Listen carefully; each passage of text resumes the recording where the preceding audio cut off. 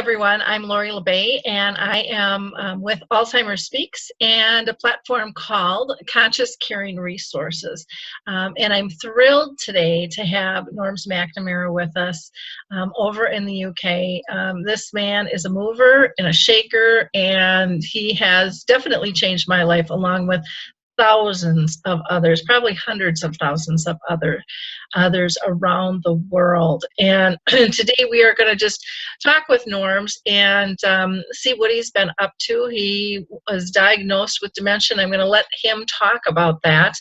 And we just here have a very honest conversation, but you are going to be shocked, surprised, amazed, and in awe of this conversation and what this man has been able to accomplish. So welcome, Norrms. Hello everybody. Lovely to be here. Well, Norrms, can you give people a little background about yourself when you first got diagnosed with dementia, and that'll just kind of set things up for him, I think. Yeah, of course, yeah. I was diagnosed 8 years ago. I was diagnosed with the Alzheimer's type dementia. And then 4 years ago, I was re-diagnosed because I was told that I didn't actually have Alzheimer's. I had Lewy Body disease. So it was a different type of dementia. And I've always said, people think that when you get told you have dementia is bad enough, but when you get told it twice, is it just as bad? It's actually worse because you've got used to the idea of having dementia. And then somebody tells me that you haven't got that type of, you've got another type. So what I'd done in the first 4 years is gone out and I'd learned everything I could about Alzheimer's, because I believe you wouldn't go to war without knowing the enemy, would you? So, I wanted to know all about Alzheimer's, so I had to redo it all again and learn all about Lewy bodies. But it is a totally different disease to Alzheimer's. There are strains of it, that are similar, but it is a really, really massively different disease. And we just kind of do what we do and get on with the best. I'm on Ivixa and another drug. I can't think of what it's called now, but I'm on 2 drugs. They put them both together. I'm one of the few people in England that is actually on board together. Exelon, Ivixa and Exelon. And I'm as I am, I'm doing well after 8 years. I feel well. I have my moments, I'll explain later. With the Lewy bodies comes hallucinations and night terrors and things like that, and it's really, really awful. And but I'm doing as well as I possibly can. I'm grateful for the time I've had, and I'm grateful for every day that comes in front of me. I know it'll not always be like this, but yeah, I just want to try and carry on doing what I'm doing as long as I can. Well, that's wonderful. Do you mind telling people how old you are? Yeah, I'm 58. I was diagnosed at, I'm 59. I've just turned.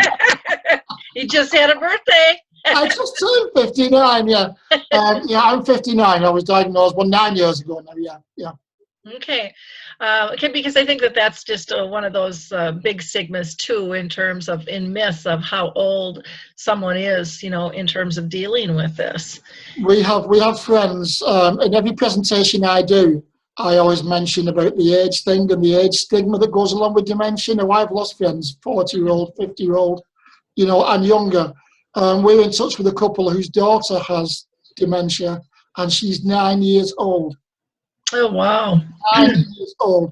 It's called Batten's disease, but it is a form of dementia. So what we try to do every day and what we're doing is explain that dementia can hit you at any time, any place, and at any age. It is not an old-timer's disease. It is not an old person's disease. It can hit you any time. And I think a lot of guys and a lot of girls have been misdiagnosed. I really do believe that they've been diagnosed with behavioural problems. But it's actually probably dementia. So this is something else that we need to look at as well. That's interesting. I had not heard. The youngest one I had ever heard was 12, and it's pretty rare.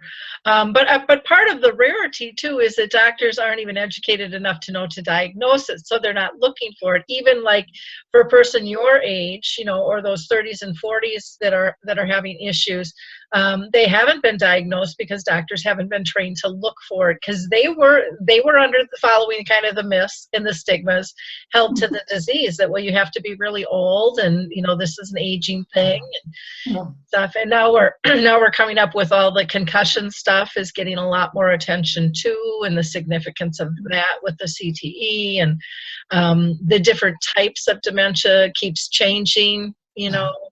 I don't know if have you heard a number of types? I have heard such a wide range. Yeah, well, we know there's well, the British Medical Council know there's at least 600 different types.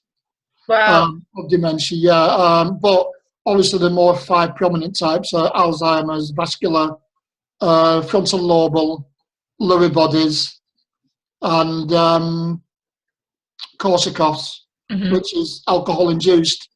I really do believe that a lot of people who's been diagnosed with Alzheimer's actually have Lewy bodies. A lot of people with Alzheimer's I speak to are showing the same symptoms that I have. And I think just because people think dementia equals Alzheimer's, when it doesn't, dementia, as you know, is the umbrella term. Yeah. Everything else is just a type of dementia. And I think there's a lot more people out there with Lewy bodies than what they actually think.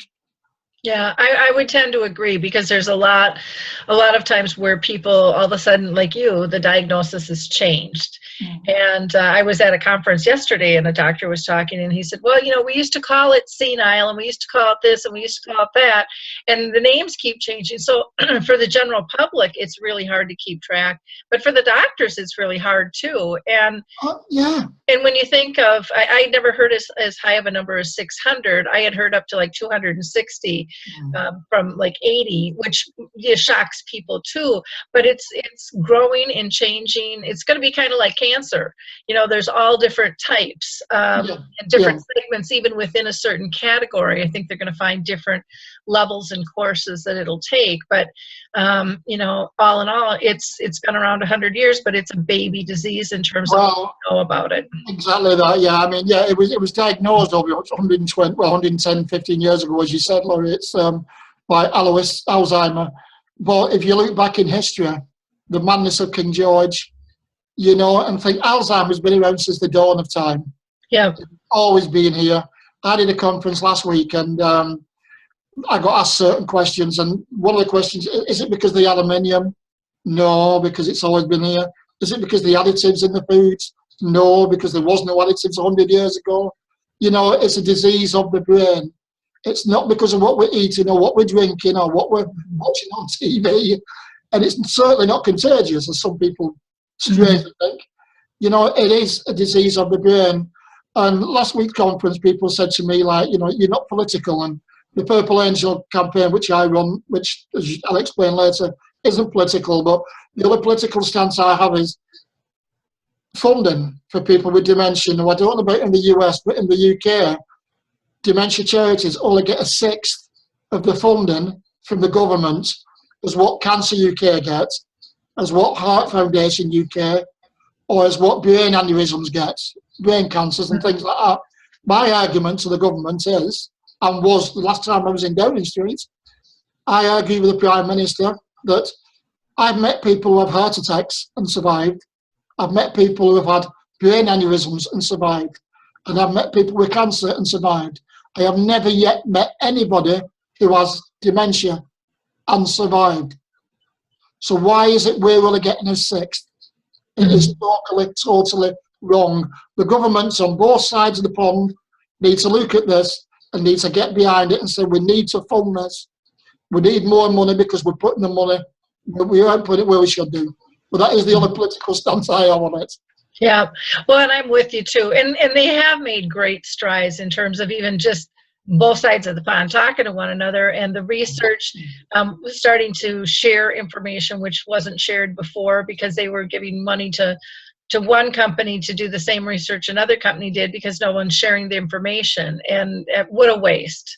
Yeah, of time and energy. And, I know we're seeing more, not near to the point we want, more funding for those actually living and supporting, those with the disease. And the sad thing is even though our numbers are huge, people are like, oh my gosh, those are huge numbers. And, one person every 3 seconds is getting diagnosed with this disease, yet it's very underdiagnosed.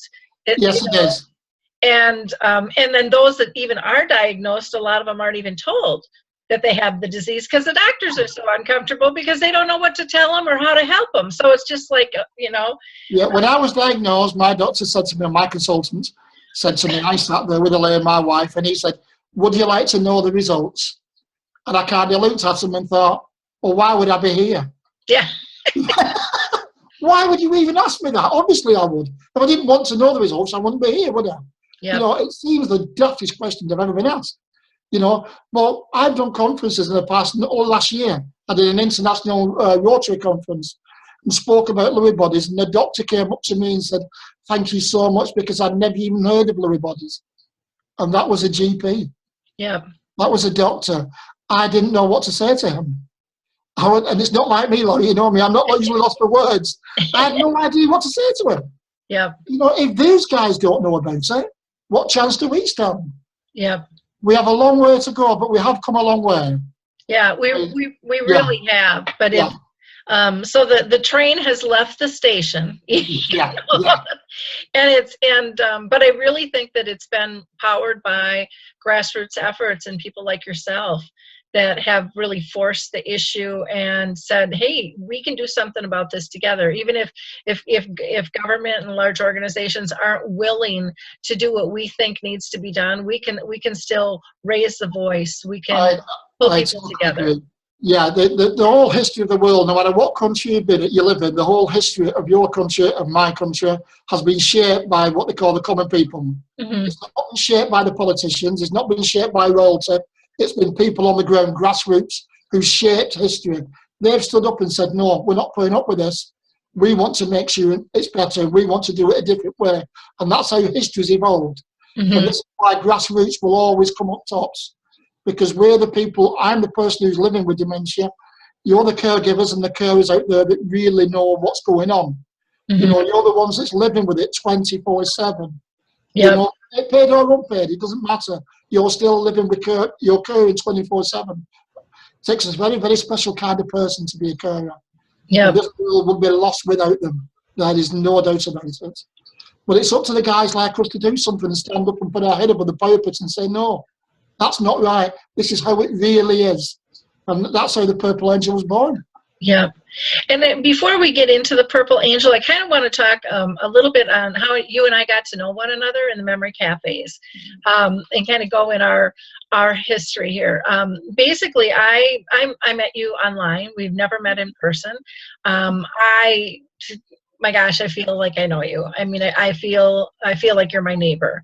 You are just so open and so honest and so brave to share your story in such an honest, profound way through your writings, your poetry, your books, your speaking, your videos. It just really, you're like a mentor to me, Norrms, and have really changed my life and so many here in the U.S. and I know around the world. But I was fascinated when you were talking about the memory cafes. And I just needed to know more about them. And so we had a conversation, and you kind of hooked me up with your peeps over there that were organizing them. And David Light, you know, rewrote, you know, all the guidelines so they were U.S. friendly, and pulled your S's out and put our Z's in, and figured out names and all, you know, titles of positions and stuff. And it was just such an honor, and I was so, and I'm going to have you talk about exactly what they are, but it was so fascinating to see how giving the UK was in terms of that concept, because to be honest, that would be really rare for someone to give a concept away here in the US. And I think that that's changing again. People are starting to share and be more collaborative. But back then, I just about fell off my seat because you guys didn't want any money. It truly was a concept of build them and they will come. This is a need and this is a must for every community, and you will learn and grow so much for anyone who's involved with these if you do this. And that has been so true. So why don't you tell people about the Memory Cafe? The Memory Cafe is a great, it's a Danish concept actually. It's not an English one. Mm-hmm. It was their idea, I believe, but the memory cafe is a place of safety, and the memory pass where it's non-judgmental. Uh-huh. The memory cafe always works best when it's self-funded. You know, if you create your own funds and you get a team together and you start to volunteer and you fundraise and you build it together. A memory cafe is a place where you can come, you can sit, you can chat, you can have a cup of tea, coffee, you can listen to music. You know, but in our memory cafes, same as around the world, we always advocate to make sure there's enough volunteers to sit with people there, with the people with dementia and their carers. The memory cafe that we run, we're very proud of because it's one of the busiest in the southwest of England. Mm-hmm. We have over 50 people every Saturday now, between 2 and 4 every Saturday. And they come in, but we have a separate room as well. Mm-hmm. The reason why we have a separate room is because the carers need to be looked after as well. And if they're having too much of a time of it or they're getting really upset, one of the volunteers will take them into another room and have some private time. And they can, what they call, dump the baggage. They can say what they want. They can get it all off the chest, while other people look after the person with dementia. It's an incredible place for people to get together. And out of that has come friendships. Out of that has come bonding. Out of that has come friendships away from the cafe. People have met at the cafe, but now they go for lunch every Tuesday. 10 or 12 of them go for lunch every Tuesday at the garden centre, or, you know, and it's spread like that. And when you come along and said, what is it? We was only too pleased to share the concept of it, because it's all about sharing. We mentioned this early on, or you did, Laurie. If the governments and these big companies would share the information like we have, we'd all be in a better position. Because nobody owns dementia. You know, it's everybody's problem. Yeah. But it's also everybody's solution as well. And I mean, when you open yours, I was absolutely astounded to find out it was the first one in America. Now I believe there's over 200 all through the States. And when I do my presentations, I always say, it wasn't just the vehicles that cracked America. We did as well. Oh, yeah. Yeah. Because the memory cap was spread from there, and it was your vision and your belief in what we were doing. So we're very grateful to you as well. It's just, as they say in politics, it's a special relationship we've got. Yeah, well, and it's interesting because I know you said it started, you know, in Dutch, but they called theirs the Alzheimer's Cafe, if I'm not mistaken. And so initially there was kind of because Dr. Jutta Lugvid had a Alzheimer's Cafe in New Mexico here. But to me, that was a pretty different concept. It was a little more structured and stuff. And, you know, she really wanted me to call in an Alzheimer's Cafe, and I just said, I can't. I said, there's too many other different types of dementias, and I don't want the cafe to be about a disease. You know, I want it to be about building community. And so, you know, we took that, and Jutta's just done a ton of work here. She's one of our mentors, along with Carol Larkin and several others, where we just talk to people about, you know, getting these up and running. And our memory cafe in Roseville that we started, we now have 3 that run all at the same time. Wow. And in our, you know, our groups, they ebb and they flow as people go through the disease and the process. We've lost a few people, both care partners and those with dementia. You know, we have some care partners who come and their loved one can't come anymore. Maybe they're placed or in a day program, but it's still that sense of community. And we don't have funding per se. I was lucky to work with ACR Residential that has several different group homes for developmentally disabled, and then 2 for the elderly and kind of Alzheimer's dementia related. And they give us the space, they help with the other facilitators, they provide the food, and they're just, I couldn't ask for a better group to work with. They get the need, they see the need, and they are thrilled to be part of the process. Exactly. I think some people can become, or some cafes can become too structured. Even here in the UK, we know of cafes, and this might find it hard to believe, but it's perfectly true. There are some cafes that if a care partner loses the person with dementia, they're not allowed to go after. We would never do that. You know, because they still need that support. I was as a memory cafe for anybody with cognitive problems. You don't have to have a diagnosis of dementia, which you do in some cafes around the UK. you've got to prove you have a diagnosis. In our cafes up and down the country and around America, you don't have to do them. Yeah, we were problems. We were asked initially when I reached out to some of the larger organizations, and they said, well, they have to be tested. And I said, I'm not going to test somebody because, my mom had the disease for 30 years and she had her good days and her bad days, just like I have my good days and my bad days. We all do. Yep. And I don't want to pigeonhole somebody to say, oh, you're not going to fit the criteria. And so we used the term somebody with early memory loss, And they said, well, you can't use that. It's not a medical term. And I'm like, well, that's what I'm going to use because that's the way the people on the street talk about it. And we all know dementia is much more than just memory loss, but the public's perception is still that. And so speaking their language, so they're like, well, what does that mean? And I said, well, it means as long as somebody's still able and willing and wants to be part of a group, they're welcome. Yep. If they become disruptive or they're not participating and they're uncomfortable, then that's not a good fit for them. And they're like, well, how will you address that? And I said, well, I'm not going to jump down the rabbit hole and prejudge. Most people will self-adjust. And if I'm seeing an issue, then I'll talk about it. And we were also told, well, we couldn't have somebody come that has dementia without a care partner.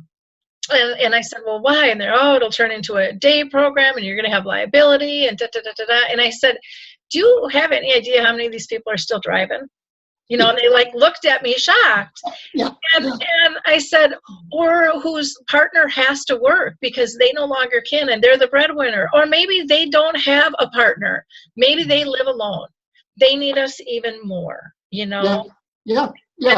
All true. Every bit of that is absolutely true. Yeah. And that's the reason why they work. Yeah. That's the reason why they work so well, I mean, we have people who come on their own and have dementia. We have people who come who has memory loss. He hasn't got a diagnosis, but he still drives. Yep. And we have people come because they're lonely. Yep. And we only have 2 or 3 people that come that are lonely, but we don't say no to anybody because who's to say that they haven't got memory loss or not? Yep. Who's to say that they're that lonely, that it's preying on the mind, that they're becoming confused? There's a whole raft of people out there that really need our help. And we won't turn anybody down at all. Yeah. And this is the reason why it works. Yeah, we had one guy come to when we launched one in Watertown, Wisconsin, and they had just a great turnout for their first time. And he said, I don't know if I have dementia. He's like, I'm definitely having memory issues. He's like, I had cancer and it could be chemo brain. And he's like, but could I be here? And we were like, absolutely. And then he wanted to know, how do I get diagnosed? And so, staff guided him on what to do with that. But it really is, it's about building community in that, that piece where, you can't, if your loved one passes or has to be placed, in day placement or a residential community because it's not safe, or healthy for either of you anymore, we're not going to kick them out. That's like saying you're not my friend because you got divorced. Things change in life. And those people are, they are so filled with knowledge. And I think that's one of the most powerful things about the group. For our group, we don't do a lot of programming. We talk for 2 hours and people love that. And if we have somebody come in, they're usually only willing to give up 20 minutes. That's what they told me. No more. No more. That's what we do. Yeah. Because we like our talk time, and the things that they share are so deep, so intimate, and I learn something every time. Yeah. We laugh and we cry together, and we support one another, and it's such an honor to be part of that. Because it's so authentic, and that's so rare these days for people to really be honest. Yeah. And show the whole full range of emotion and stuff. And so, and I have to tell you, one of the things that we are doing now in Roseville, Minnesota, we think it's the first in the country. I don't know if you've heard of anybody doing this anywhere else, but we are doing a kickoff September 29th, which is kind of a kickoff from the Memory Cafe, and it's called the Dementia Caregiver Reentry Initiative. And it's for people who initially everyone thought, well, it's going to be for someone who's lost a loved one to dementia where they've passed. And I said, there are so many levels of loss. with this disease, I said, I think we need to make it broader. And we did a pilot program and just talk with our memory cafe people. And it was funny because they said, we don't want a grief program. They're out there. We don't want a program that's going to, talk to us for 8 weeks and say it's over. We're back on our own because we know it's going to take longer than that. Yeah. We really want a format like the Memory Cafe, where we can talk with like-minded people that get it, and that maybe we'll be able to build some friendships and find somebody to go out to dinner with, or catch a movie, or go for a walk, or talk. That sounds absolutely wonderful. We haven't got anything like that over here, but the more I'm thinking about it, my brain's ticking over as you're telling me. Yeah. There's no reason why we couldn't.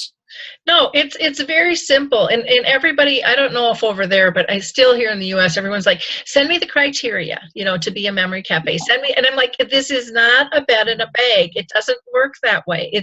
It's about, and that's a hard nut to crack. Anyways, here in the US, that It is here as well. It is here as well, yeah. It doesn't go from A to B to C. It depends on how, your people, your passion, if you have a budget, your time, all of those things. But, I always encourage people, just start, because your passion will ignite other people's passion. And that's how it grows. And that's what grassroots, process is all about. Of course it is. I mean, I don't really can see it, but I was presenting this, a little starfish, by a friend of mine called Julie, because I love the story about the man who's walking on the beach, throwing the starfish back in. You've heard it. And the gentleman says, there's thousands of them. Why are you doing it? It won't make any difference. And he picked one up and said, it made a difference to that one. Yep. And he carried on doing it. And that's exactly what it is. A memory cafe makes a difference. If it's only to one person, it's worthwhile. Yep. But it's all about building friendships. It's building trust. But it's all about education. Because when they come to the memory cafes, they'll go out and tell people and say, I went to a memory cafe, and they say, oh yeah, I bet they're all like this, like that. And they say, actually, no, they're not. Why don't you come along and have a look and see what these guys do? And then they get educated. So we're also reducing stigma at the same time, which is wonderful. Well, I think you're reducing stigma, and you're removing the isolation. But one of the biggest things that I see is the empowerment. The people that just they feel part of a team. They don't feel alone anymore. They're willing to talk about it. We had one gentleman, I don't know if I told you this story, who didn't tell anybody, wouldn't talk to anybody about his dementia. And his wife really wanted him to come. And his daughter said, I'm really working on getting my parents there. Mom, really, she needs this really bad. She needs to hook up with other people that are dealing with this. And they came one day, and he really didn't want to be there. And she was thrilled. And by the end of the meeting, he was all on board, both of them. They couldn't wait to come back. They were sad it was only once a week. But the most amazing thing was the next day, he went out to lunch with his daughter. And she had invited a high school friend who he had not seen this woman, and neither had the girl, for probably 20 years, easy. And he opened up and he talked all about the Memory Cafe and that he had dementia. He had never told anybody before. And she said he initiated the conversation, and he was not apologetic. He wasn't upset. He was almost like there was this pride. He was part of this group. And it was like, oh, we were both like crying on the phone, because it was just such a huge step, such a big, we had a couple of sisters that came just to look at the memory cafe for the mum, to see what it was like. And they walked in, they stood there for 5 minutes, and then they said to Elaine, we're really sorry. We've obviously come to the wrong place. We thought we were looking for the memory cafe, because it was so loud, it was so lively, it was so enjoyable. And Elaine said, come with me and sit down. This is the memory cafe. And by the end of it, both sisters were in absolute tears. They said they'd never, ever come across anything so wonderful. And their mother's been coming every week now, along with the sisters. So, yeah, when people say, why do you do what you do? That's why we do it. Yeah. That's why we do it. When we see the change in people, when we see people who come for the first time who are very quiet and reserved, and after 3 or 4 weeks of singing songs by themselves, words they've never sung for 40 years, remembering all the songs, and there's not a dry eye in the house, that's why we do it. Yeah. Well, the ability to bring joy. I mean, and it's just such a simple context, but even like our relationship, we've never met, and there's so many people now that are connected with dementia through social media, but those relationships are so deep.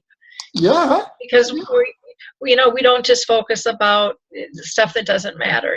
Did somebody win a sports game, or what's the temperature? Not that we don't talk about those things, but it's not the crux. It's not the heart. I mean, yeah.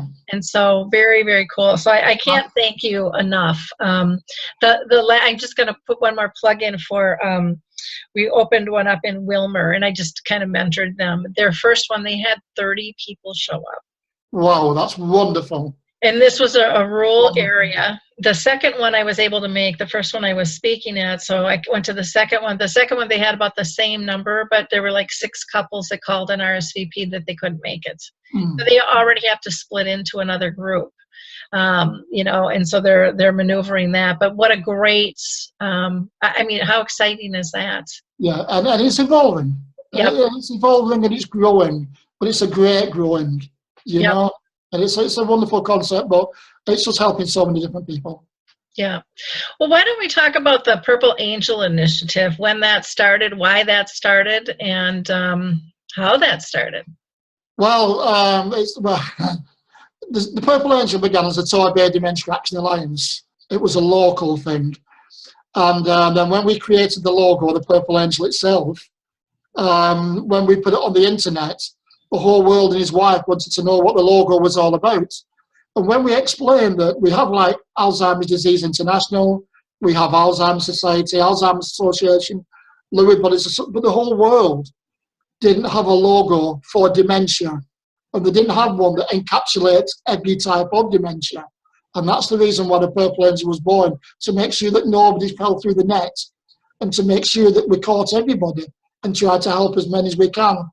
We started it with very humble beginnings. There was 6 of us, and the week after, 8 of us went around the shops in Torquay. I wrote a piece of paper out with some advice on saying, can you show all your staff this? And it grew, and it grew, and it grew.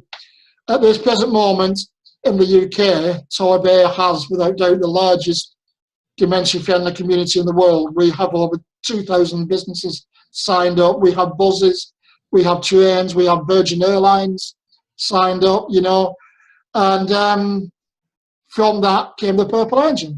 The Purple Angel technically was only born just nearly 3 years ago now, 3 years this November, and we now have over 48 countries, if not more, established with Purple Angel ambassadors, and we have over 550 ambassadors globally around the world.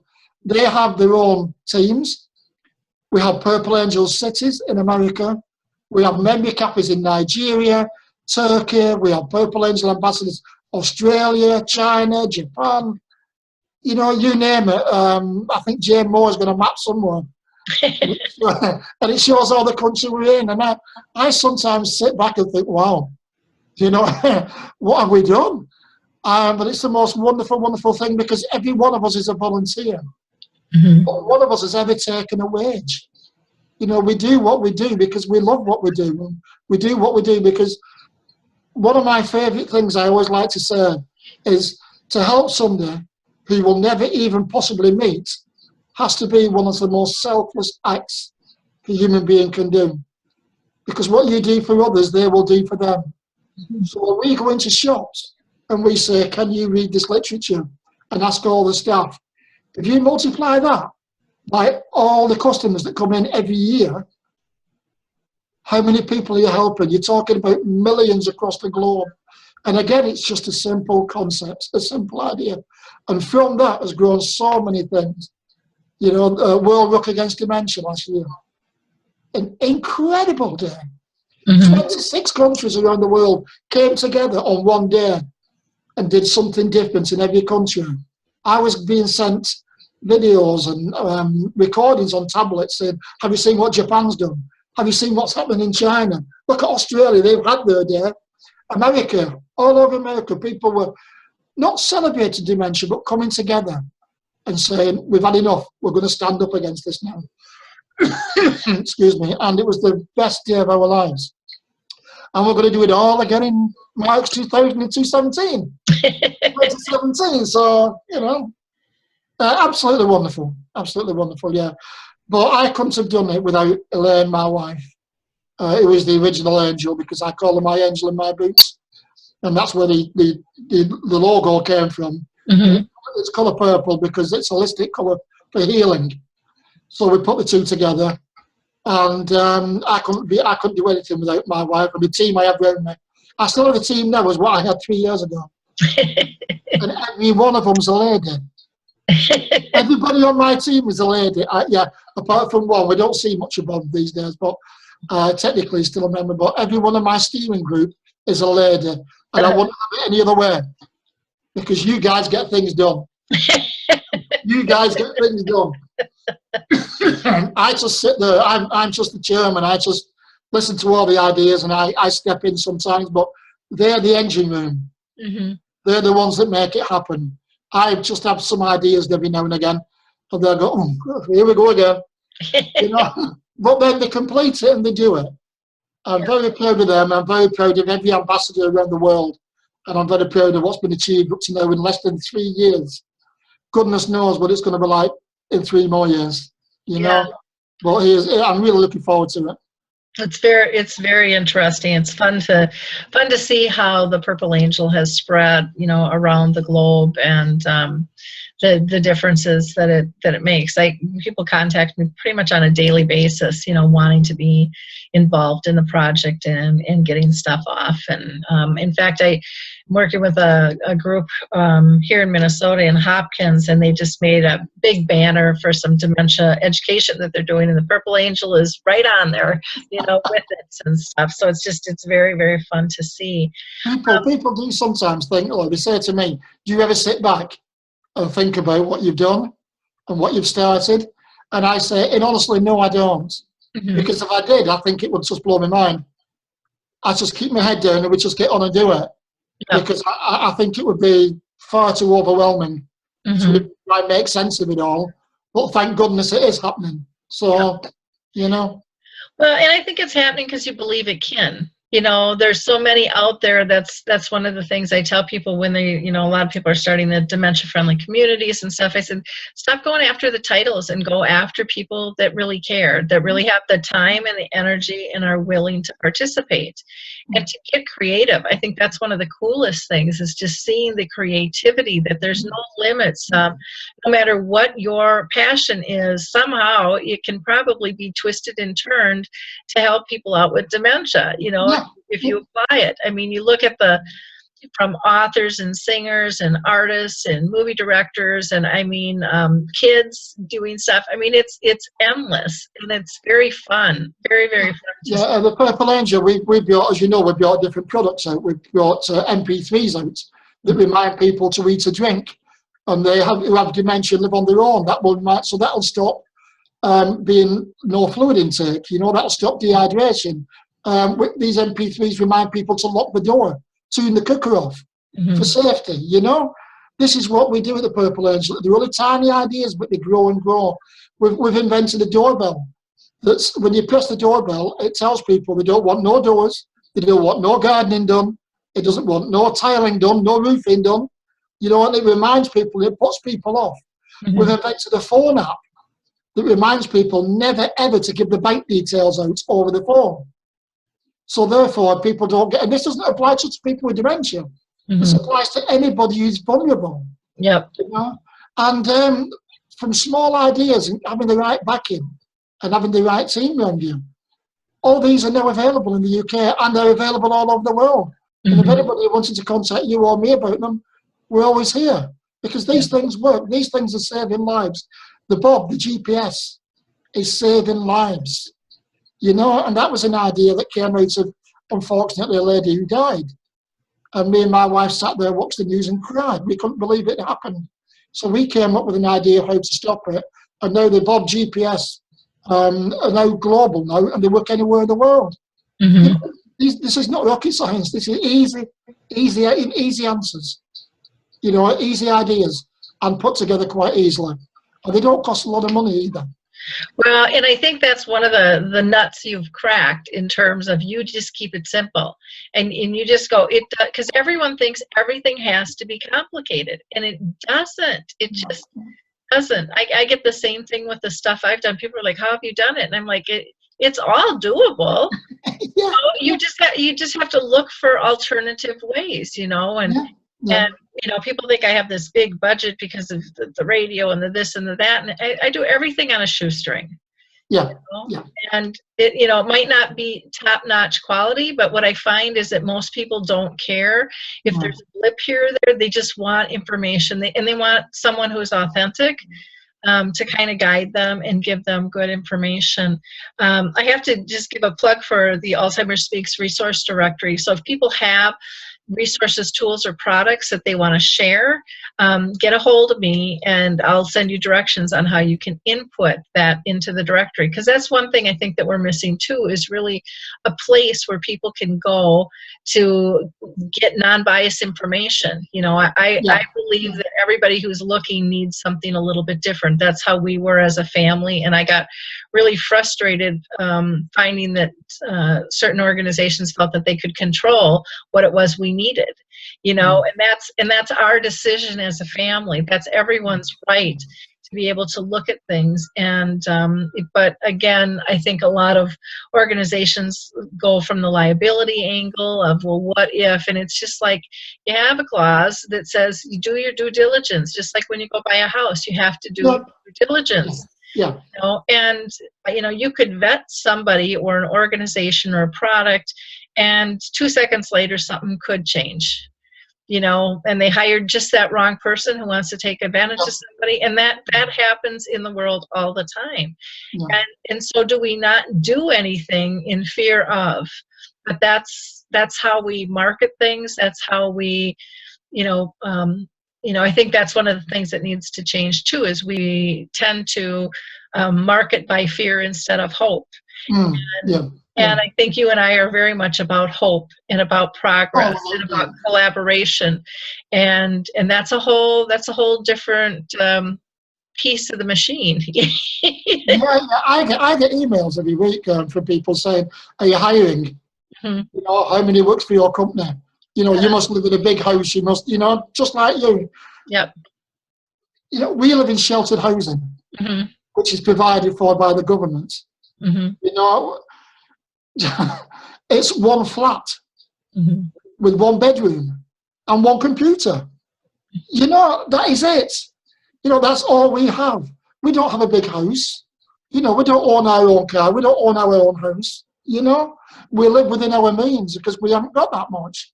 But what we've done is created something that can be shared with the world. And it doesn't have to cost that much. Because it doesn't cost anything to help somebody. Yeah. It doesn't cost a penny just to give that little bit more effort and to help somebody. And that's the whole idea of the Purple Angel, is going out there, helping others less fortunate than yourselves. Yeah. It's not about money. It's not about profit. It's about survival and helping each other. Well, and when we help one another, we learn. And so, we learn their situation, so it educates us more to be more effective to the next person we talk. It empowers that person to maybe want to play it forward and help somebody else. I mean, there's so many levels of good with collaboration that has been seriously overlooked in a lot of ways. And we really have to get back to the heart of helping people. Now, I do want to talk about the World Rocks Against Dementia too. That was another initiative with you and Wayne Mesker. So why don't you tell people a little bit about that? Yeah, I have to say that Rock Against Dementia is Wayne Mesker's baby, and always will be. He was the daddy of that. I got in contact with Wayne a couple of years ago and said, "Would you mind if I put a world in front of it?" And we called it World Rock Against Dementia. And with my contacts and your contacts, maybe we could do something around the world, which is exactly what we did. Again, sharing, again, collaborating. Everybody's invited to this party. Just because you don't have to work for somebody to be invited. Everybody's invited to it. And the beauty of World Rock Against Dementia is it's not all about rock. Rock is just a generic term for a different type of music. It can be any type of music that that you want. It doesn't matter whether it's violins, it doesn't matter whether it's rock or rap or country and western or whichever. And it doesn't matter if there's 4 of you sat round in your front room having crumpets and tea, all very English, or you sat in a big hall and you've got artists and you've got groups playing, no matter how small, how big. The point is on March 18th next year, you do something on that date and just drop us a line to tell us what you're doing. Then we will advertise it across the world, we will advertise you across the world, and we will tell people what's going on across the world on that day. And we will show that day that the whole world is coming together. It did in 2016, over 25, 26 countries, you know, all around the world doing the same thing at the same time. It was an absolutely amazing day, never been done before. And this year we have the full backing of Alzheimer's Disease International, which is absolutely wonderful. Which is way cool. Yeah. Mike Warman's a really good friend of mine, and he just loved the idea, and he said we really need to get back behind this. So we want more countries, we want more counties, we want more towns, more cities to join in on this on March 18th next year. It's on Facebook, it's on Twitter. Give us a ring, drop me an email. My email's always open to anybody. You know, let us know what you're doing, let us know what you're planning, and let's have it bigger and better this year. Well, exciting. Now, on top of that, you have the Purple Angel film that you've been working on. And I have some news on that. You do? Yeah, I was contacted by Norrms, the main organizer of it this week, and he's going to send the actual completed film to all the backers sometime this week. Cool. Yeah, so we can have a look at it before it goes out. And the exciting thing is it's been entered into the Sundance Festival right there in America. So yeah, fingers crossed. You know, and it's not your usual documentary. It's not full of statistics and things like that. It's about normal human beings telling their story. People who lost people with dementia, people who go to memory cafes. It shows how the Purple Angel is spread across the world from one idea, from just one simple idea, and which shows you how it's gone across the Atlantic to America and spread across America. And we're really looking forward to it. It's only about an hour long, but it's packed with all sorts of stuff. And yeah, I can't wait. I haven't seen it yet. So I'm really looking forward to it. Yeah. Oh, very cool. Very cool.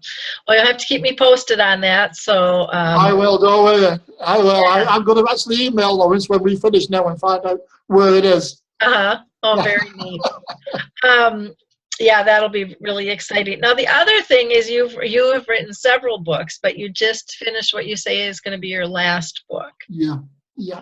My last book it's called The Lewy Body Soldier, and it's available on Amazon, any Amazon across the world, and it's also available on Kindle as well. So if you like to have a Kindle, you can get it on Kindle. If you go to Amazon Books and put in Norrm McNamara, it'll come straight up. It is my last book because it was hard work, Laurie. I'm 8 years into this disease now, and I really, really struggled. But I was so pleased when I finished it. But it's a book of honesty. It's not for the faint-hearted because it's very honest and it's very blunt, and it's not there to hold your hand. It's there to tell you what you're going to be up against. It's there to tell you what you're going to come across, and it's there to tell you that nobody else is going to do this for you. As a care partner, as a caregiver, or as a carer, or as a loved one with some dementia, nobody's going to come and knock on your door and say, do you want to help with this?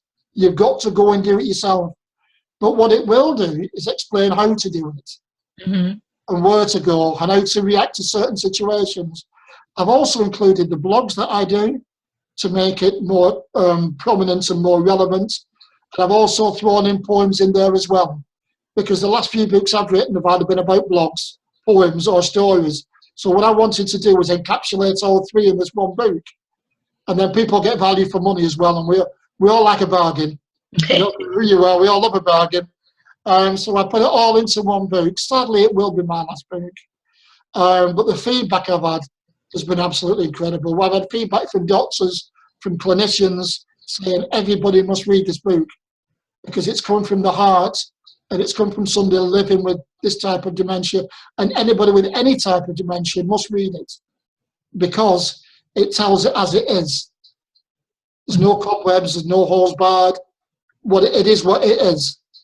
It's very honest, it's very truthful, and the feedback shows that. You know, the feedback's been absolutely wonderful, and I know I get pleasure because it's helping people. Mm-hmm. I get pleasure because I get emails every day saying, I've just read your wonderful book, and I can apply that into not only what I do, but I can also apply it to what I've done in the past, and how my mother was, or how my father was. You know, and that's the only pleasure I take. Mm-hmm. It's that, and it's yeah. So please, if anybody would like to have a look at it, please do. It's there to help, nothing else. Well, it's exciting. I still have not gotten it yet. I gotta put that on my list. You're talking again. I know.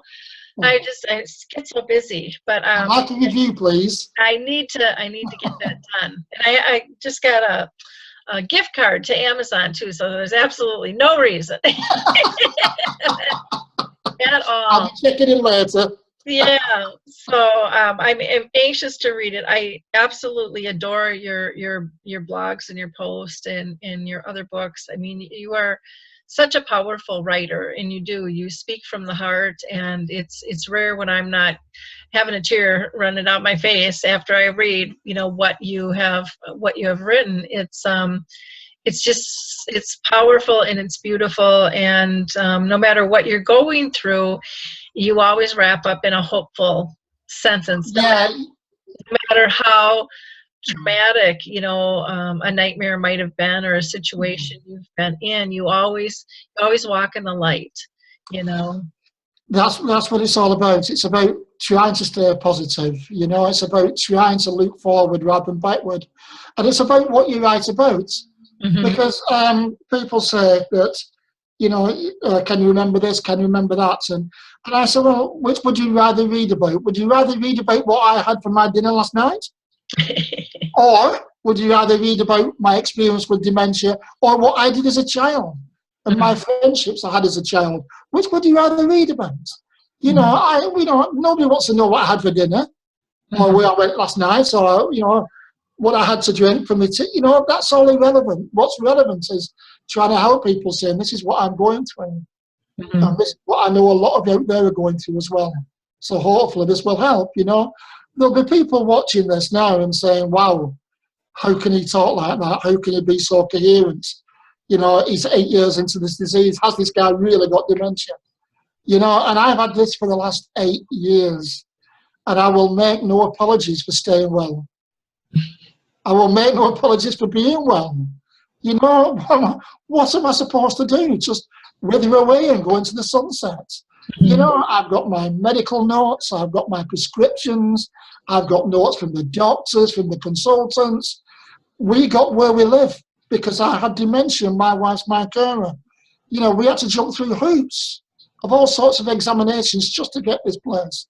And yet I still get people saying, oh, you can't have. You can't have because you're doing so well. I really am sorry if they've lost people who hasn't lasted 8 years. I really do get upset at people dying early with dementia. You know, I've lost close family and friends who only had it 2 or 3 years. And I can understand the, not bitterness, but I can understand them being angry. You know, why is he or why is she doing so well? And my husband didn't, or my wife didn't. I appreciate that, and I really do. But it's not my fault. I'm doing well. I'm spending time with my family, my children. I have no idea what the future holds. I don't know whether I'll be like this in 3 months, 6 months, or even 3 years. I have no idea. I know I have dementia. Everybody who knows me knows I have dementia. They all know what I go through at night. But I have no idea what the future holds. But I will not apologise for staying well. And you've really got to look at people like my great friend Kate Swaffer, Robert Bowles, Harry Urban. You know, people like this who's lived with it for years and years. You know, there are so many people around the world that live it for years. Your own mother, 30 years. You know, there are 30 years. I mean, there are so many people who live with this disease for so long. You know, why should I apologise? Yeah. I never will. I never will. But I do feel sorry for people who are hurting because they've lost loved ones. I do. And I think part of it goes back to the stigma of this is how it's supposed to look. And like you said, there's hundreds of different types of dementias, and we don't even know for sure. The doctors don't even know for sure. So this is something that's ebbing and flowing. And with more early diagnosis, with more screening, we are gonna see people living with this longer. I mean, I was told with my mom, and my mom was told, well, you can't have dementia. You know, you can't. Well, you know, come to her house and watch her try to maneuver, and you will have no question. But my mom too was very social, and so even like when she was in the nursing home, the nurses would just chuckle because my mom knew everything that was going on. And I said, well, you know, she was always a good eavesdropper back in the day. And she would sit by the desk and she would know everything that was going on with everybody because that's who she was at her core. And she was an organizer, and she was social, and, you know, she never lost those characteristics, you know. I take after my mother, and she was very similar, Laura. She raised hundreds of thousands of pounds for charity, both her and my father, but she was very active. You know, she didn't have dementia, she died of cancer, but my father had dementia and my grandmother had dementia. And but my mother was very, very active. She was exactly the same.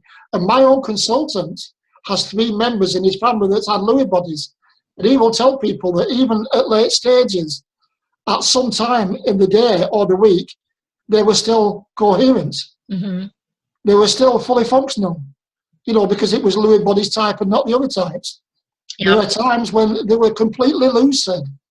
And I think people do struggle with this, you know, because they just think Alzheimer's or vascular, you know, or frontal lobal, but they don't understand how many types of dementia there are. But my own consultant said members of his own family were completely lucid for such long periods before slipping back and then coming back again. There's no magic wand. No. You know, and we really need to get people to be sensitive, because the stress that it causes when you're attacking somebody, saying you don't trust, that, you know, you don't believe them.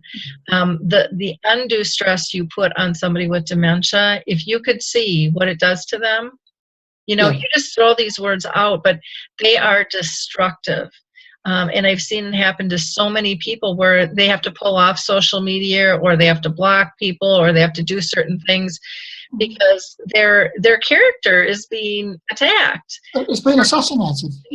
For absolutely no reason, for living well, you know, as well as possible. And just because we're having a great conversation right now doesn't mean later on in the day things are going to be that fluid and flow this well. I mean, things change. Yeah, I suffer from sundowning. As the day goes on, I get worse. So by 8 o'clock, 9 o'clock tonight, I can be completely incoherent. It all depends. Not every night, but some nights, you know. Nobody knows. Nobody knows. You do not judge unless you walk a mile in my shoes. You know. I remember Brian LeBlanc talking about speaking in public, and even his wife saying, you know, listening to him and saying something to the effect of, there's the man I fell in love with, you know, and where is he when he comes home? Because things change, you know, things just change. But he's like, I was a PR guy. That's what I do. I get up in front of crowds and I speak. That's who I was by nature. And so that's a natural spot to flow in. I think so. I was asked this at last week's conference. The girl who organised it was the CEO of the care company that we're working with. And she said, you just stood up there now for 40 minutes. You never looked at your notes. And you just did a complete presentation. She said, I did one for 5 minutes and I had to check my notes every 5 minutes. You know? She said, why is that? And I said, well, I used to be in management. So I'm used to holding meetings when, in the good old days when I was working, because I used to love what I did. And I'd go back to it tomorrow if I could. And I used to hold meetings. So I was used to holding meetings. I was used to talking to the public because I worked in the public sector. And I've also always written stories and books. So talking, and I always say, I come from an Irish family, and it's what we do for a living in Ireland, is talking. We do it better than anybody else in the world, is talking. As I'm sure many Irish people in America will tell you. So yeah, so I think it still comes natural. Mm-hmm. It's still, thankfully, I haven't lost that little bit yet. And when I do, will be the time to give up. But I have a wonderful wife, and she'll tell me when I'm ready, and I will believe her. So, but hopefully that's a long way off yet. Wonderful. Well, Norrm, it's always such a pleasure and joy just to speak with you. And like I said, you are just incredible in what you have accomplished and the people you have touched. I hope someday you do sit back and just look, because you'll just be in awe of yourself. Yeah. Thank you. Thank you. Yes, we both cry, but you've touched so many lives. It's We've done it together, my friend. very cool. So how do people get a hold of you, Norms, if they want to talk to you? Yeah, if they want to talk to me, please, it's on, they can get me by Gmail, and it's on, it's norrms@gmail.com. That's NORRMS, it's 2 O's, the Norrms, norrms@gmail.com. Or they can just put in Global Purple Angel, and they will get straight through to the Purple Angel website. And then that'll get sent through to me, because we have people who manage that. And they'll get sent to me. But I receive, in order, about 200 or 300 emails a day, and I answer every single one. So please remember my email, and please email me about anything you want, because I'm one of the old-fashioned people who believe that if people have taken the time and trouble to email me, the least I can do is email them back. So you will always get an answer. So please email me about any subject. I've heard all the questions. And if not, you're game for a new one too. Yeah, I certainly am. I certainly am. Lawyer, you have a wonderful following over here, and we all love you. Oh, well, thank you so much for everything that you do. Well, like you said, we're a team. Everybody is working together, and that's the beauty of it. It's really about raising everyone's voice and letting people know the services that are out there, and the products and the tools, and that that every single person can make a difference. You don't need time, you don't need money, you just need to start. You need to just engage. Be yourself. Yeah. Yeah, just be yourself. Yeah. Very, very cool. Well, thank you again, everybody. This is Lori LeBay and Norrm McNamara on Conscious Caring Resources. And we would love to have you follow us. We also have Alzheimer Speaks also has a radio show and blog and resource directory. So we're always trying to push out different information. And then one of the other things that we do is called Dementia Chats. And Dementia Chats is a very different format. There's more of them coming out now, but I think we were the first, or one of the first, to actually have panelists who have dementia be our experts. And we do that twice a month, and we don't really have any formal agenda, but we have conversations, and their ideas are brilliant, and sometimes so simple to implement. But it's really fun to hear their ideas of what would make life good for them and for their care partners, how communities could really make a difference. And you can communicate with us on those webinars. They're all free through the chat box, and pose any question or any comment. But the focus is really for their voice to be heard, and so check us out. And thanks again, Norms. It's always just such an honor. It's a pleasure. It's a pleasure. Absolute pleasure.